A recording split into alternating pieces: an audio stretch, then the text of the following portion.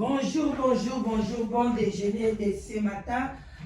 Bon déjeuner, boboto, bon déco, na kati ya mabota na bino, bandeko nanga lelo tokozwa vraiment, je crois 10 minutes à 12 minutes, RKI Mwambangu. Bon déjeuner, bon vendredi, en tout cas bon début à week-end. J'espère que vous allez bien, moi aussi je me porte bien. Vraiment, tozo bongama kande tozaka bongama, tokende musala, zamba pambola bino, vraiment pambola bino. Bonne chance na ba obazolu ka musala et puis to pesipe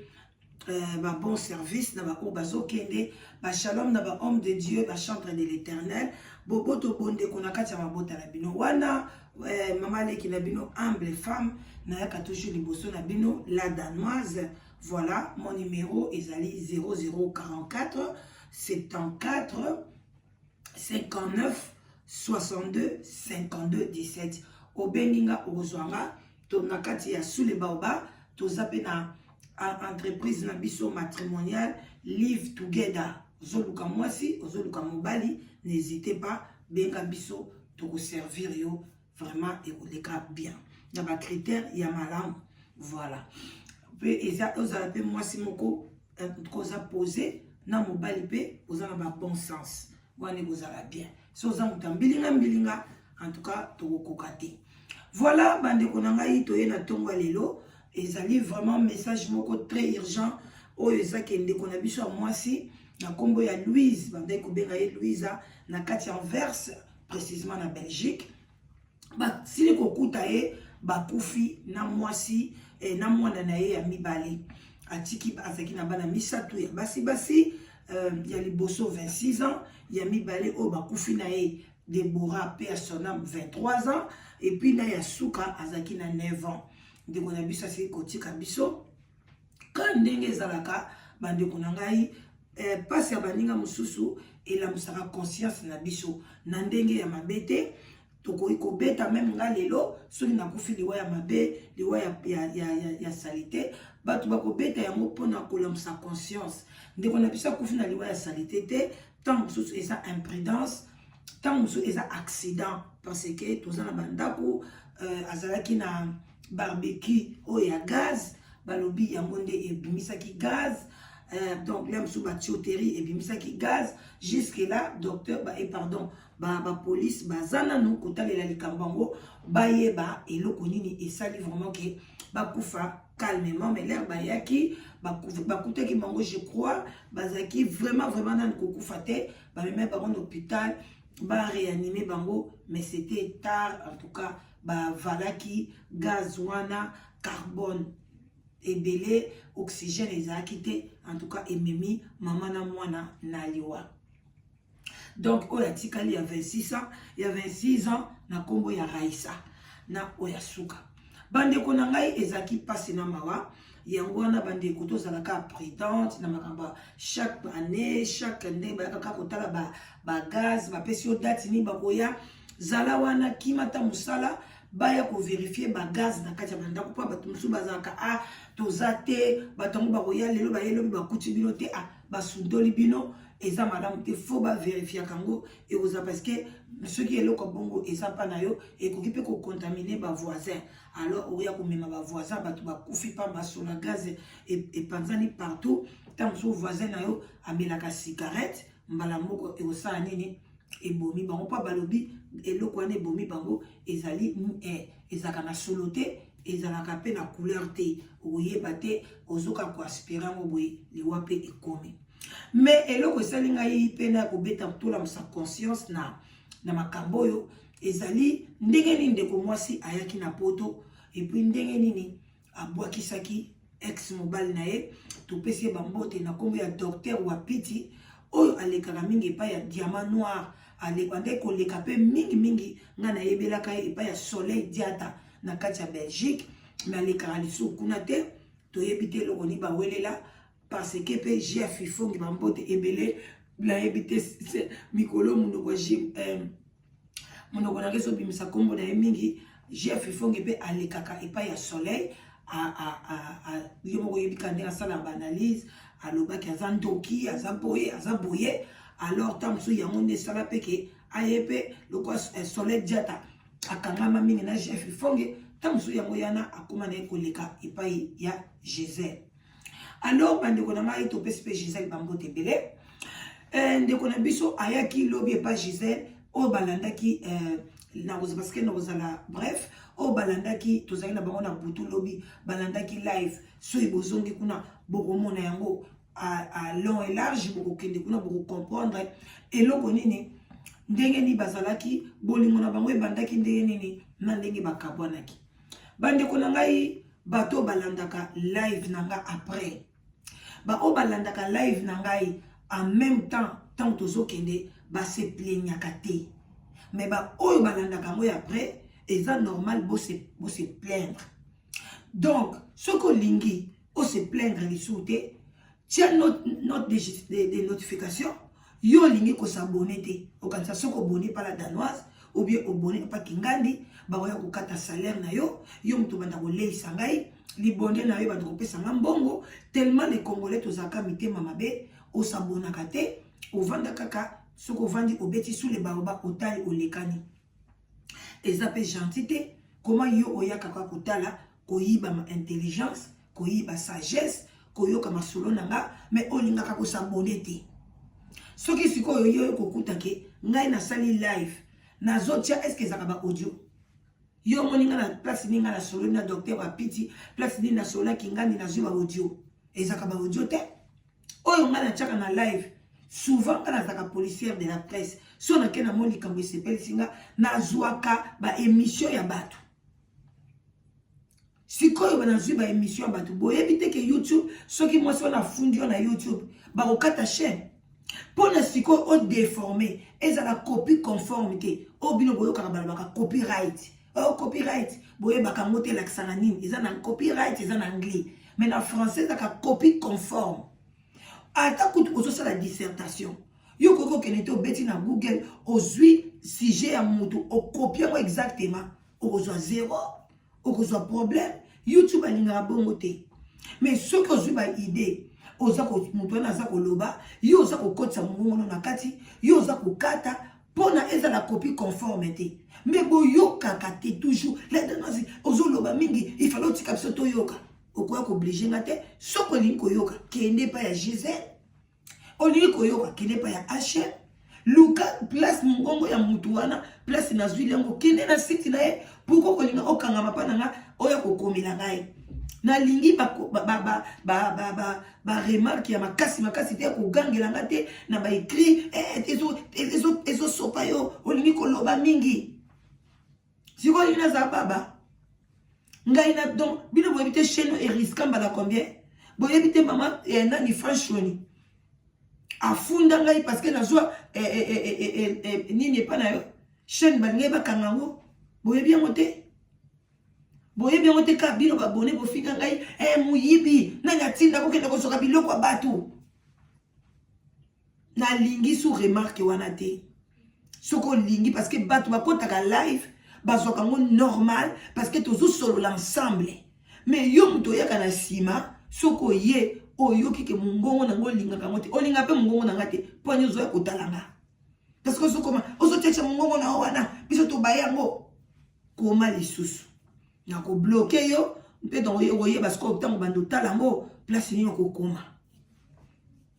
ozasu na chaîne na to ozasu na droit komater parce que bolingi ko comprendre bolingi ko tangate bolingi ko yeba ba règlement d'autres ya ba chaîne na batute bref alors bande ko ngai parce que na loba minute na zoki usala ndeko wa piti ye mutu ayana ndeko Louise awa na poto ndeko wana azoka na maboko akutaka na copain na ye papa Wemba pe a sonam baye ko lingana a bref amimie na poto na bana na ye mibale bakomi na poto ba vandika libala ya 3 ans ndeko oyo amimio na poto bandeko basi bozala rape mitema malamu soki bandeko beta ye to yebite ndeko sa kufi basambisa ke bembete mais tout ça là que 3 ans ezali période où ezaka na Belgique après 3 ans va pierre mukanda donc de commencer à zela kazo mukanda de commencer à kokuta ke wapiti yango zaka na mtombongo na poto te parce que azaki mutachacho alingai kolata alingai ba fede taka kobima na papa Wemba et puis azalaki na azali mwana muke déjà aza na 44 ans mais aza na mwana 26 ans. Cela veut dire que abanda makambo ngokala bandeko na ngai sikoyo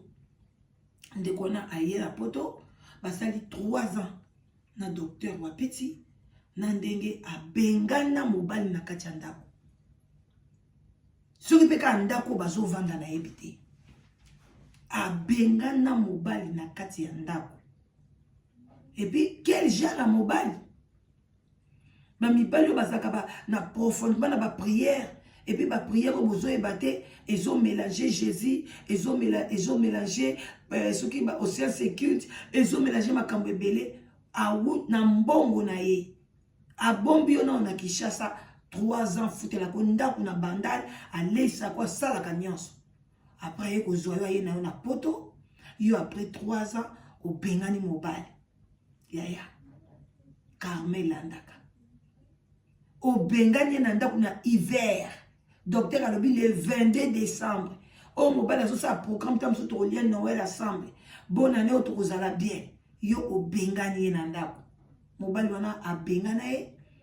akenda kolala ba police babi luka camarade bomonde ba soki ezaki yo mwasi mobali abengani yo bakoloba te luka camarade bakopesa hotel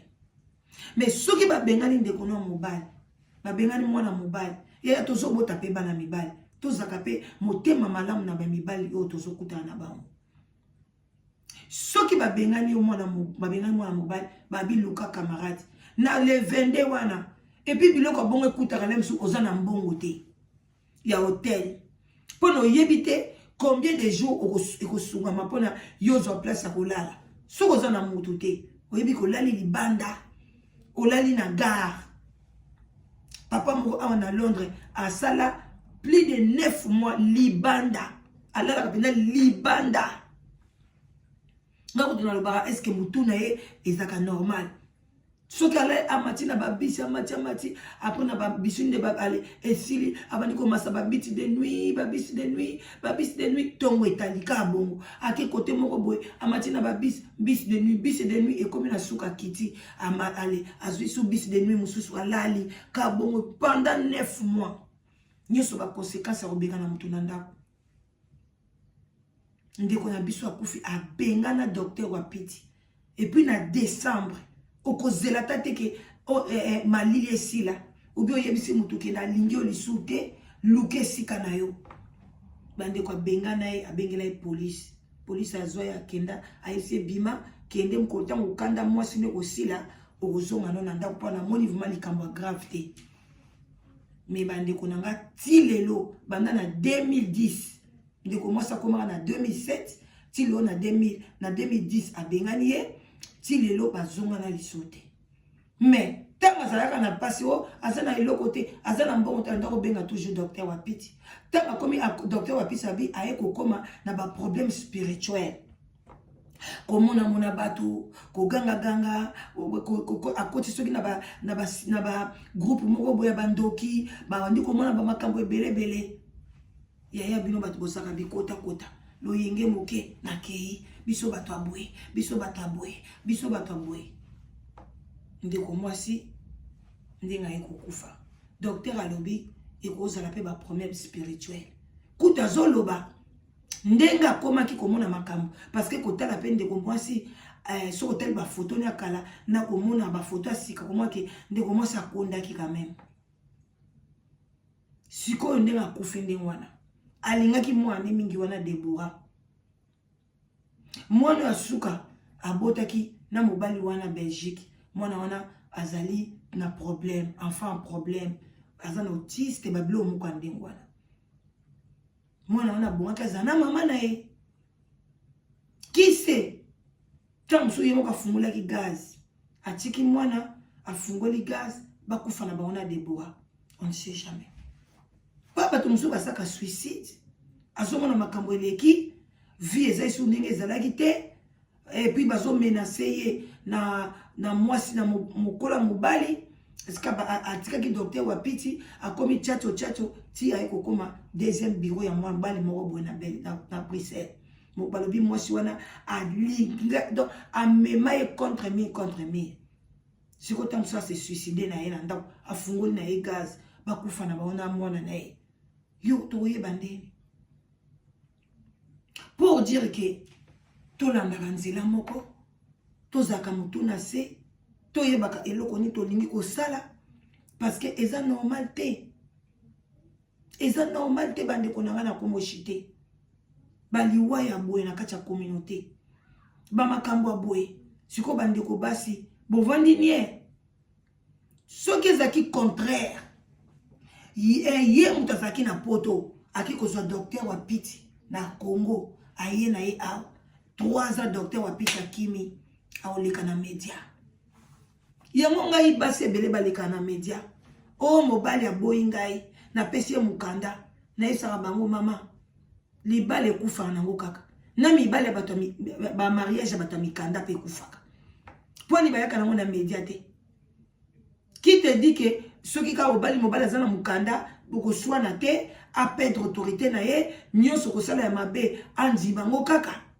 pe soko ekobi ti yo ndima obala mobali azanga mukanda cela veut dire otuli omoni ke osuki yango ozwi ye kaka parce que yebi koza comportement mabe nazwa ye kaka marque déposé nanga da konza ye bakonza mobali te mobali ya yuma zala te ata mobali azola kiso bolingo nde nini je t'aime jamais nzambe atinda jamais mobali ya yuma omona pa ke bota côté mususu okamwe mobali ya yuma zala te OK donc bon attendez salut to pesi vraiment mes condoléances na famille na bango et puis tout tambola vraiment bandeko na ngai na komi bang na ko banga nzambe et puis na komi bang ko banga pe biso moko et puis soko divorcer na ba batuloko ba Wapiti wana bo divorcer na maloba te bo divorcer kaka na ba commune wana na commune te faut bo divorcer pe na ba famille parce que azape mulu ba pesela ka yo dot est-ce que ndiko moi ça bazom saka dot tant sous abande ko loba butu na moi et lobeli na e comme si a pardonner moi si wana te et lobeli na e comme si azaki toujours na bolingo ya moi si wana alors ceux qui mobali na yo bo divorcer tient na ba prière azwa moi si mso bala bosi sa makamna bino bien sinon te ceux qui zaki faute na yo karma e olanda yo na bandenge belé et ko pe ko mema yo o se suicider o ya ko tikela batu bangambo pamba na mukili o mbanda bomisi yo o mbanda sali yo bo nzoka nde yo moko o mibomi na yo d'une manière ou d'une autre. À bon attendeur, salut. En tout cas, je vous laisse botika malamu. C'était ça le bon déjeuner de ce matin, juste pour nous lancer sa conscience et puis ko beta. Bref, ndengeni ndeko na biso ya mwasi ayelaki na poto suite ezali oyo lingi olandango vraiment bien landa na live o na salaki lobby na butu okomona yango donc après émission o na che okomona live wana okomona pe photo ya docteur Wapiti kota wana otala yango ekozala bien makasi et puis oko comprendre makambo ebele natiki bino abonnez-vous massivement. Partagez, surtout likez l'émission ou bien délikez ce que c'est. Bye bye la danoise.